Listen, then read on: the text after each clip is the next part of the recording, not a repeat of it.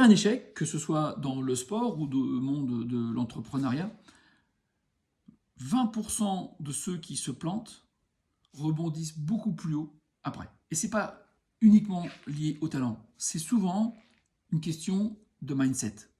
En fait, quand on regarde de plus près, qu'on décortique ces dirigeants, ces sportifs qui rebondissent toujours plus haut après un échec, on distingue trois choses.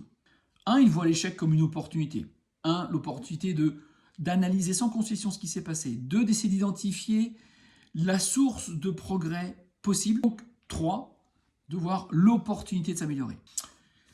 Ce sont des gens qui travaillent leur mental comme un muscle. C'est-à-dire qu'ils vont en permanence visualiser la réussite d'un point, la réussite d'une décision, mais ils vont aussi apprendre à s'entraîner en termes de résilience. Ils vont visualiser le risque d'échec, le risque d'erreur, parce qu'ils savent que l'erreur et l'échec font partie de l'équation. Et plutôt que de le renier, ils vont l'accepter, mais mentalement se préparer à, si ça arrive, comment je me comporte. Enfin, quand ils se plantent, quand ils se trompent, ils assument leurs responsabilités. Ils prennent leur part d'échec. Qu'est-ce que je n'ai pas mis en œuvre qui était sous mon contrôle, par exemple? Fait qu'ils restent focus et que du coup, ils repartent directement, assez rapidement, dans une forme d'action. Alors, en synthèse, un protocole en 5 séquences.